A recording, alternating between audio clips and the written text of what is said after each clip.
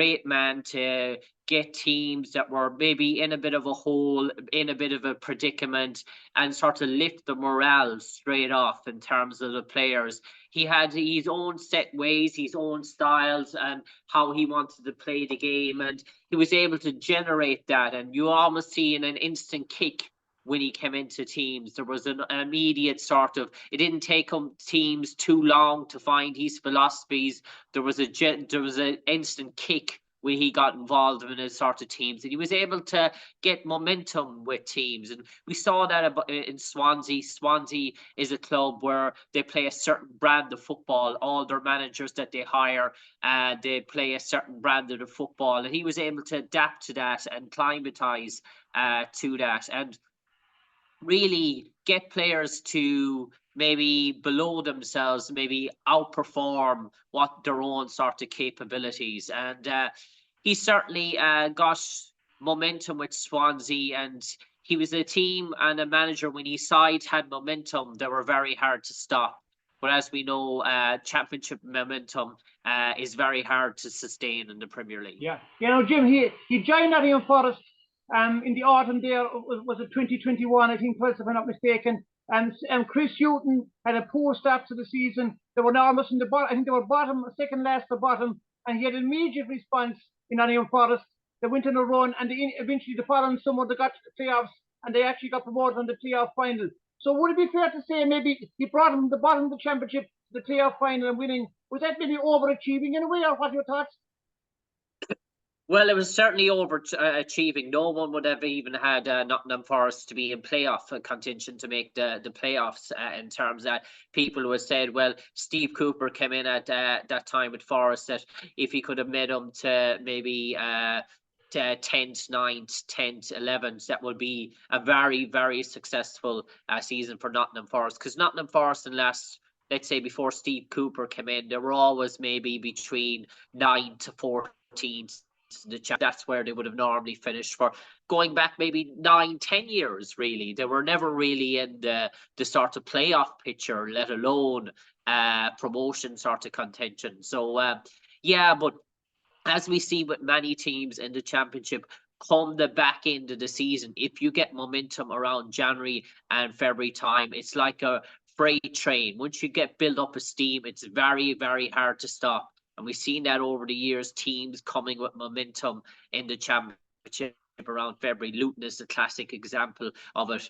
Luton taking down teams much more higher than them that would have been around 3rd and 4th in the championship table for many of the season gone. But that team coming with the surge of momentum in February is very hard to stop. And he timed that promotion run very well, Steve Cooper, with Nottingham Forest. And he was able maybe to exploit the talents of Brennan Johnson that time. And as we know, Brennan Johnson was probably the star player in the championship that season.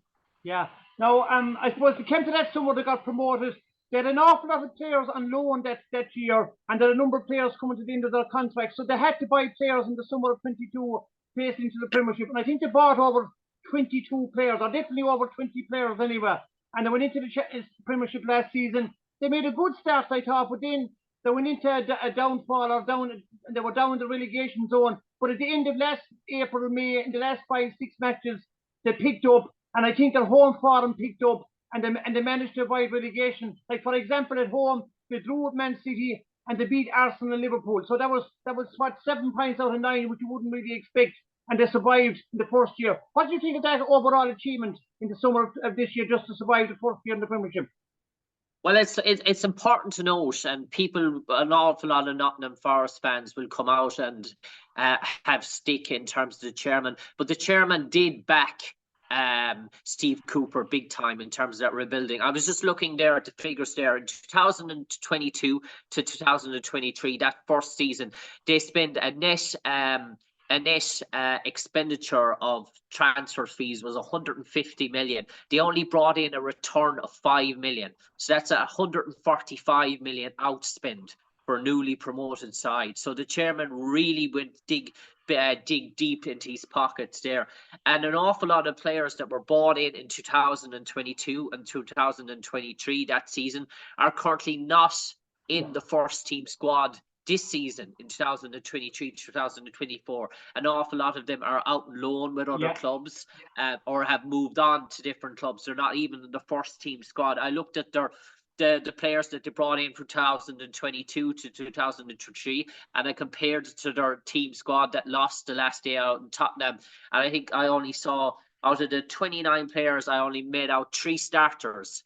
So in terms of that, it was a fantastic achievement by Nottingham Forest. But when a chairman puts in 145 million to you as a promoted club and gives you that money to spend, it is the minimum requirement that he would expect you to stay in the Premier League, compared to what other clubs have spent when they have got up to the Premier League. The classic examples over the years would be Norwich and Sheffield United, who have come up in shoestrings really and tried and unsuccessfully failed. We know Norwich have been a yo-yo team for years. West Brom have done it as well. Classic sort of yo-yo team. Steve Cooper showed that if you spend the money, you can survive in the Championship. I know it was a massive rebuild with the amount of players alone. They had no choice, but still 150 million is an awful lot of money to spend. But what I want to come on to the point about that is, then when a chairman comes on then and you achieve that aim, you start to say, well, what's the next ambition? Do we want to consolidate where we were and the same thing, or do we want to push on again?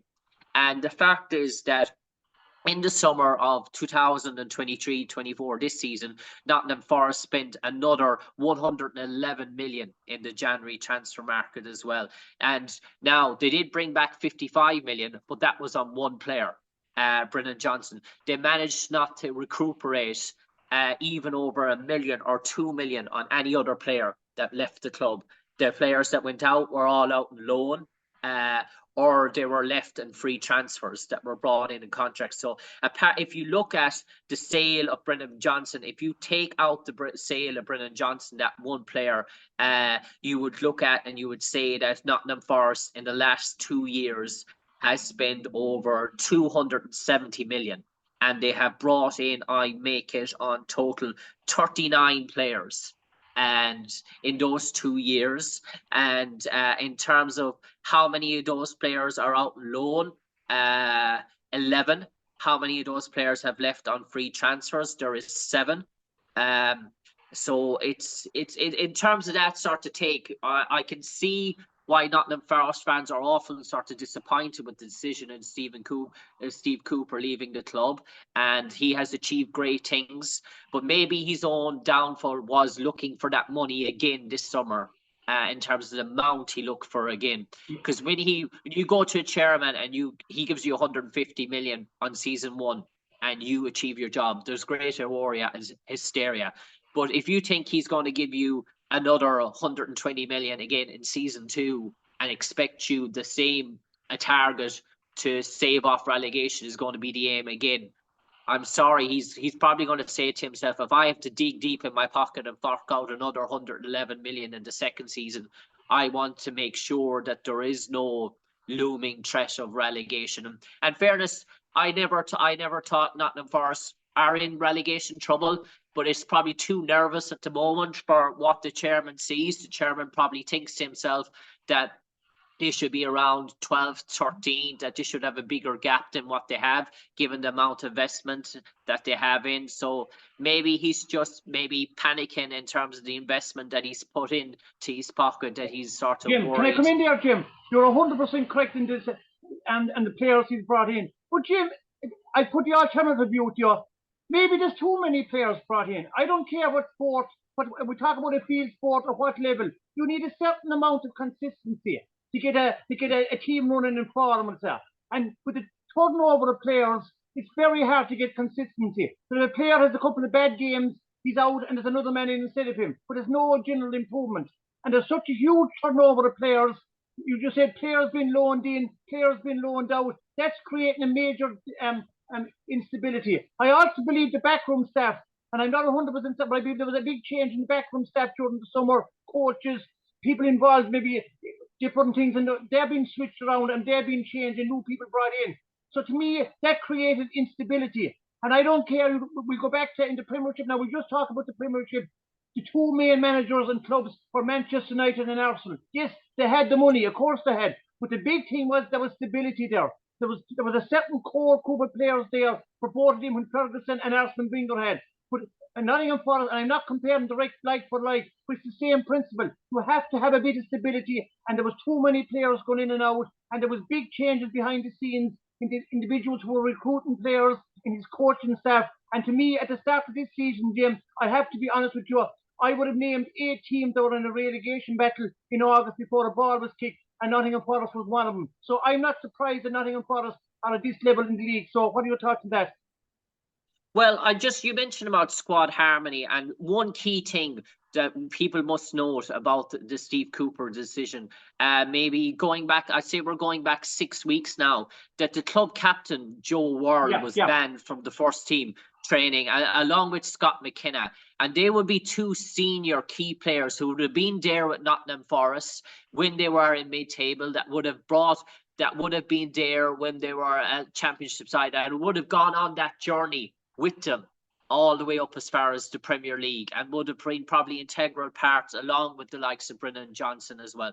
So when you see those sort of maybe leaders that would have been in the dressing room stability being banished away from the first team, that means that maybe there was a bit of unrest in the locker room, unrest in the dressing room, and maybe a bit of questioning and authority, and that was maybe Steve trying to put down his point as manager and sort of stuff like that. But that probably doesn't rub off in the rest of the squad when the guys that have been with you, that have brought you on the journey to this far, now you're almost saying to them, look, I'm casting you aside now, and I'm going with these players that haven't taken me on that journey in terms of that. But also as well, when you have so many different nationalities, you know yourself, Paul, to manage a team of Irish, Scottish, and Welsh players at a British an alliance squad is hard enough. And that's only 3 different nationalities, and you see all the bickering that there is in terms of who should be starting, who should be playing, in terms of that. When you have players coming from Argentina and Brazil and all these type of countries, and they're climatized, they're coming from teams like Santos, Sao Paulo, Buenos Aires. Players not in the Forest are dipping into the market. These guys come to the Premier League. They expect to be playing. They think, I'm coming to Nottingham Forest. I should start to be playing. They don't think about climatization. They think about their reputation in terms of Brazilians. They think they see Nottingham Forest as a stepping ground for a potential move to one of the bigger clubs in England, like Richarlison did when he came to Watford, and then he went on to Everton and Spurs. They see that sort of same path. And Nottingham Forest took punts, basically, on prospects rather than established players with their money. And when you take punts on prospects, it can go either 2 ways. It can go very, very well, or it can go very, very bad. I mean, the classic example is they brought in the Brazilian Dennis. They paid 18 million, and he was a good signing. I do think he's a really good player, but they spent 17 million on Gustavo Scarpa, and he only played two, I think it was 4 or 5 games, and they've said he's too light for the Premier League. And just straight away, they loaned him out to the feeder club owned by the chairman, Olympiacos, and now he's out in Greece as well. So 2 players, 2 prospects, same amount of money in terms of that. One a success, one a bust. And Nottingham Forest, for me, were gambling too much. They were taking and looking for